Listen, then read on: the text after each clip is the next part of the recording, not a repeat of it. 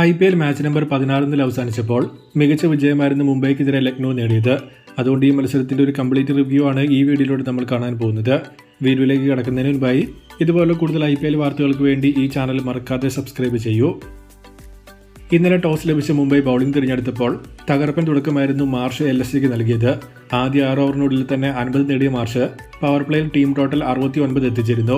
എന്നാൽ power play കഴിഞ്ഞ് ഹാർദിക് പന്തെറിയാനെത്തിയതോടെ കളി MI വരുതിക്ക് പതിയെ കൊണ്ടുവരികയാണ് ചെയ്തത്. വിഘ്നേഷ് മാർഷിനെയും ഹാർദിക്, നിക്കോളാസ് പൂരൻ, പന്ത് എന്നിവരെയും പെട്ടെന്ന് പുറത്താക്കിയപ്പോൾ അതുവരെ സെക്കൻഡ് ഫീൽഡിൽ കളിച്ച മാർക്രം പിന്നെ LSG ബാറ്റിംഗ് ഏറ്റെടുക്കുകയാണ് ചെയ്തത്. സീസണിലെ ആദ്യ 50 മാർക്രം നേടിയപ്പോൾ ആയുഷ് ബദോനി, മില്ലർ എന്നിവരും കോൺട്രിബ്യൂഷൻ നൽകി. 203-8 എന്ന നിലയിലാണ് LSG ഇന്നിംഗ്സ് അവസാനിപ്പിച്ചത്. ഋഷഭ് പന്ത് റൺസ് കണ്ടെത്തുന്നില്ല എന്ന കാര്യം മാറ്റി നിർത്തിയിട്ടുണ്ടെങ്കിൽ ബാറ്റിംഗ് യൂണിറ്റ് എന്ന നിലയിൽ വളരെ നല്ല പെർഫോമൻസ് ആയിരുന്നു ടീം കാഴ്ചവെച്ചത്. പ്രത്യേകിച്ച് പിച്ചിൽ പന്ത് ഹോൾഡ് ചെയ്തേക്കുമെന്ന് മനസ്സിലാക്കി പവർ പ്ലേയിൽ വളരെ മികച്ച രീതിയിൽ തന്നെ മാർഷ് അറ്റാക്ക് ചെയ്ത് റൺസ് കൂട്ടിയിരുന്നു. ആ സ്ട്രാറ്റജി ടീമിന് ഗുണം ചെയ്യുക മാത്രമാണ് ചെയ്തത്. മുംബൈയിലേക്ക് വന്നിട്ടുണ്ടെങ്കിൽ 5 വിക്കറ്റ് നേടിയ ഹാർദിക് ആയിരുന്നു സ്റ്റാൻഡ് ഔട്ട്. ഗുജറാത്തിനെതിരെ നടന്ന മത്സരത്തിലും ഇന്നലെയും കറക്റ്റായി പിച്ച് അസസ് ചെയ്ത് മികച്ച ലെങ്ത്തുകൾ തന്നെ ഹാർദിക് കീപ്പ് ചെയ്തിരുന്നു. പേസ് മിക്സ് ചെയ്ത് ഹാർഡ് ലെങ്ത് ഗ്രൗണ്ടിന്റെ വലിയ സൈഡിലേക്ക് ഷോട്ട് കളിക്കാൻ ബാറ്ററെ ഫോഴ്സ് ചെയ്യുന്ന രീതിയിലായിരുന്നു ഹാർദിക് പന്തെറിഞ്ഞിരുന്നത്. ഇത് ഹൈലി ഇംപ്രസീവായി തോന്നുകയും ചെയ്തു. മറുപടി ബാറ്റിംഗിലേക്ക് വന്നിട്ടുണ്ടെങ്കിൽ ഹാർദിക്കിന്റേതിന് സിമിലറായ ബൗളിംഗ് ആയിരുന്നു LSG ആദ്യ 2 ഓവറിൽ ചെയ്യാൻ ശ്രമിച്ചത്. പേസ് മിക്സ് ചെയ്തില്ല എന്നത് മാത്രമായിരുന്നു ഇവിടെയുള്ള ഡിഫറൻസ്.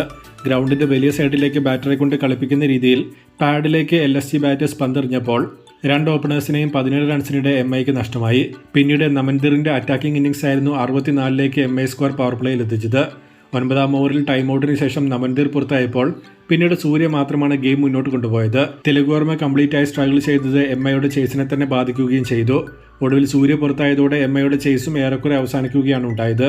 തിലക് റിട്ടയർ ആയി പോയെങ്കിലും ഈ തീരുമാനം കുറിച്ച് നേരത്തെ ആകാമായിരുന്നു എന്ന് തന്നെയാണ് തോന്നിയത്. LSGയെ നോക്കിയാൽ ദിഗ്വേഷ് റാത്തിയുടെ 4 ഓവർ സ്പെല്ലായിരുന്നു ഒരു പരിധിവരെ മിഡിൽ ഓവേഴ്സിൽ MIയെ തളച്ചത്. ടീമിലുള്ള ബാക്കി സകല ബോളേഴ്സും 10ന് മുകളിൽ എക്കോണമി പോയപ്പോൾ ആദ്യ 3 ഓവറിൽ വെറും 10 റൺസായിരുന്നു റാത്തി കൊടുത്തത്. 18ാം ഓവർ എറിയാൻ വന്നപ്പോൾ 11 റൺസ് അടക്കം ടോട്ടൽ 21 ആയിരുന്നു 4 ഓവറിൽ താരം കൊടുത്തത്. എപ്പോഴൊക്കെ MI അറ്റാക്ക് ചെയ്ത് കുറച്ച് റൺസ് എടുത്തോ അതിന് തൊട്ടടുത്ത ഓവറിൽ റാത്തിയെ കൊണ്ടുവന്ന് ആ റൺസ് കോമ്പൻസേറ്റ് ചെയ്യാൻ നോക്കിയ പന്തിന്റെ തീരുമാനവും എല്ലാ തവണയും മത്സരത്തിൽ ശരിയായി കാണപ്പെട്ടിരുന്നു. ഏറ്റവും ഇമ്പോർട്ടന്റ് ആയ 19ാം ഓവർ ടാക്കൂറിന് കൊടുത്തതും മത്സരത്തിൽ ടീമിന് ഗുണം ചെയ്തു. ടോപ്പ് ക്ലാസ് ഓവർ എറിഞ്ഞ ടാക്കൂർ വെറും 7 റൺസ് മാത്രമാണ് ആ ഓവറിൽ വിട്ടുകൊടുത്തത്. എങ്കിലും LSGയുടെ ഫാസ്റ്റ് ബോളേഴ്സിന്റെ ടോട്ടലായ പെർഫോമൻസ് അത്ര ഇംപ്രസീവായ മത്സരത്തിൽ തോന്നിയിരുന്നില്ല.